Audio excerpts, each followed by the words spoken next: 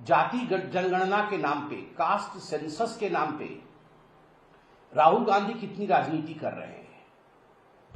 और अभी कुछ दिनों पहले हमने देखा कि जो जाति जनगणना कर्नाटक की सरकार ने, सिद्धरमैया जी की सरकार ने कर्नाटक में किया था, उसमें लगभग 165 करोड़ रुपए, 165 करोड़ रुपए खर्च हुए थे। Despite spending this 165 crore rupees from the state exchequer, now that has been put into the dustbin, and they say that a new caste census would be conducted. अब सिद्धरमैया कह रहे हैं कि एक नया कास्ट सेंसस होगा, हम उस कास्ट सेंसस को खारिज करते हैं। और जब सिद्धरमैया जी को और कांग्रेस पार्टी को कर्नाटक में घेरा गया, तो सिद्धरमैया जी का वक्तव्य था कि ये मेरे या मेरे कैबिनेट का निर्णय नहीं है, ये कांग्रेस के हाईकमान का निर्णय है। ये हाईकमान का निर्णय है कि पुराने कास्ट सेंसस को हम पीछे रखेंगे और एक नया कास्ट सेंसस करेंगे। क्यों? आप तो तेलंगाना और कर्नाटक में डुगडुगी पीट रहे थे कि हम इस प्रकार का कास्ट सेंसस करेंगे कि दुनिया भौचक्की रह जाएगी, भारतवर्ष में हम उदाहरण एस्टैब्लिश करेंगे। ये 165 करोड़ रुपए खर्च करने के पश्चात आपके कास्ट सेंसस में ऐसी क्या त्रुटियां थी या ऐसा क्या खामी उसमें निकला कि आपको उसे रद्द करना पड़ा, आप उसे सार्वजनिक नहीं कर पा रहे हैं और दोबारा कास्ट सेंसस कर रहे हैं। इसके पीछे भी तुष्टीकरण की कहानी है।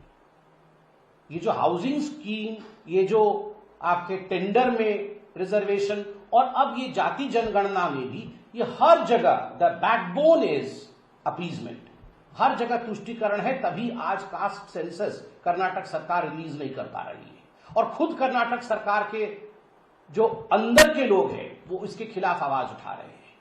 ये जो यू टर्न हुआ है, लीक्स रिपोर्ट भी है, जो रिपोर्ट हुई थी उनकी लीक्ड वर्जन्स भी हमारे पास है। उसमें क्या हुआ है, बड़ी दिलचस्प बात है। 2015 में जो सेंसस हुआ था उसमें मुसलमानों की संख्या कर्नाटक में 12.6% के लगभग था।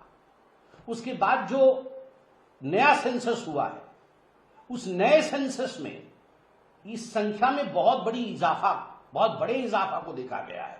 12.6% से बढ़कर के वो लगभग 18.08% हुआ है। आप सोच के देखिए इतना बड़ा जंप कैसे हो सकता है। तो 12.6% से 18.08% ये लीक रिपोर्ट बताती है ये मुसलमानों का जो जनगणना हुआ है उसमें ये कास्ट सेंसस में आ रहा है। और जितने भी मुसलमान के जाति हैं उनको सिद्धरमैया जी की सरकार ने रिजर्वेशन के अंतर्गत श्रेणी 2B में दाखिल किया है, 2B।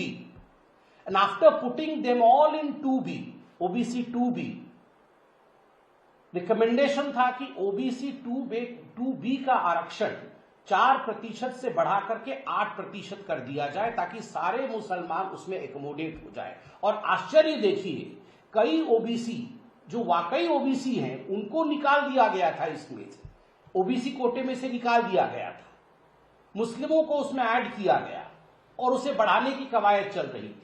और ईडब्ल्यूएस का कोटा वही 10% पे फिक्स है। तो ये जो पूरी प्रक्रिया चल रही है, चाहे वो हाउसिंग स्कीम की हो, चाहे वो ये आपके टेंडर में रिजर्वेशन का विषय हो, चाहे 2B में लाके मुसलमानों को आरक्षण देने का विषय हो, अगर हक किसी का मारा जा रहा है तो वो हक SC, ST और OBC का मारा जा रहा है।